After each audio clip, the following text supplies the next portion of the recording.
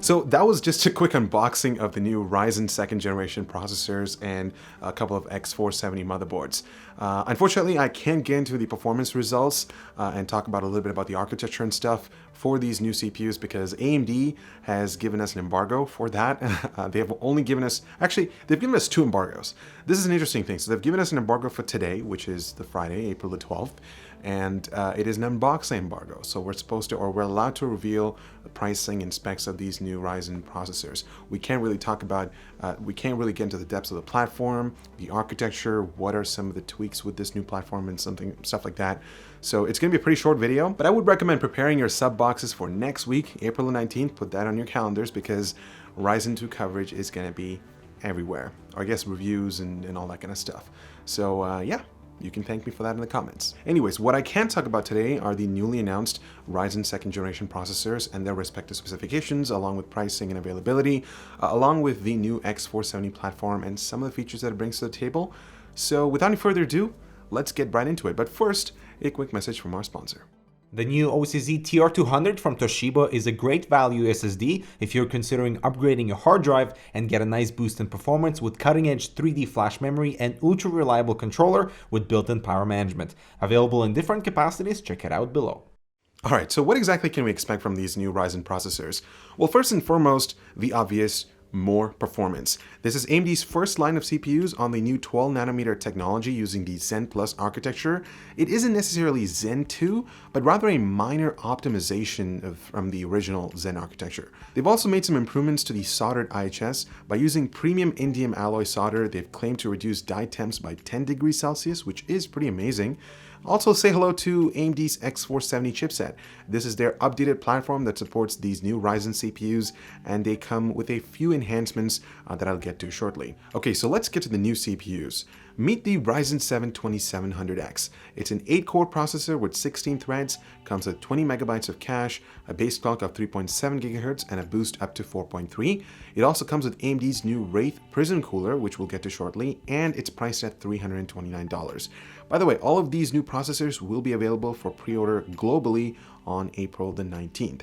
Next up, we have the Ryzen 7 2700. It features the same number of cores and threads as the 2700X, except it runs at lower clock speeds out of the box, and its TDP is set to 65 watts when compared to 105 on the 2700X, and it's priced at $299. That's just incredible considering the performance it's packing. Moving on, we have the Ryzen 5 2600X. It's a 6-core processor with 12 threads, comes with a base clock of 3.6 GHz and a boost up to 4.2, and its TDP rating is set to 95 watts. What's even exciting is its price at $229, and I can't wait to test out its performance compared to Intel's offerings.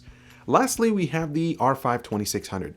Features the same number of cores and thread count as the 2600X, except slightly lower clock speeds out of the box when compared to its bigger brother, but check out that price.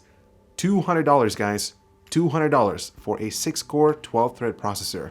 Really exciting stuff. Now with the introduction of these new processors, a new platform rises, and in this case, it's X470. It is a successor to X370 from last year, and it brings some improvements in the power infrastructure in order to support 2nd generation Ryzen CPUs, especially since they can achieve higher clock speeds. You can also expect a lot of new motherboard designs from Asus, Aorus, MSI, etc.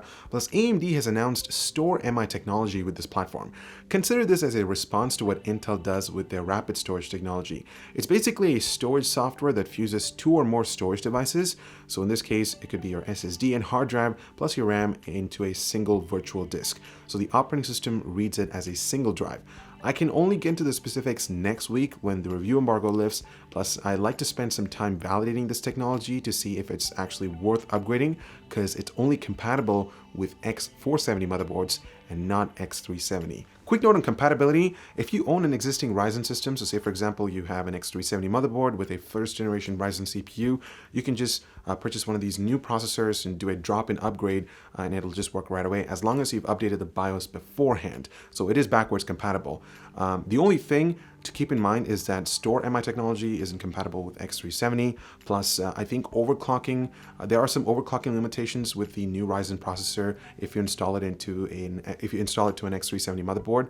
So I'd recommend, if you are thinking about upgrading from, say, a 5 or maybe like a relatively older system, and if you're considering making the switch to Ryzen, you should definitely pick up an X470 motherboard and one of these new Ryzen processors to sort of take full advantage of the new overclocking capabilities and just the storage, the StoreMi technology that I talked about earlier. Another thing that I need to mention is that I've not had the best experience when it comes to overclocking on Ryzen processors, especially with the 1700X. I wasn't able to get a consistent 4 GHz overclock on my CPU or my sample. But I'm hoping to achieve even a lot higher on the new Ryzen CPUs. So let's just hope that overclocking would turn out pretty well on these new systems, because 4.3 gigahertz, or let's say roughly 4.2 gigahertz on all 8 cores would be pretty amazing. And I'm hoping to achieve that hopefully when I put together the Ryzen 2 system. So stay tuned for our performance result or our performance build video next week. So that concludes this video. I hope you're excited for Ryzen 2 just like I am. But most importantly, I'm really excited about what kind of performance it'll bring to the table when compared to first generation Ryzen processors, because I'll be testing out the 2700X and I'll be comparing it to the 1700X that's on my editing PC right behind me. So can't wait to test that out. But I'd love to hear your thoughts on Ryzen 2. Are you excited? Let me know in the comments down below. I'm Eber with Canucks. Thank you so much for watching, and we'll see you in the next one.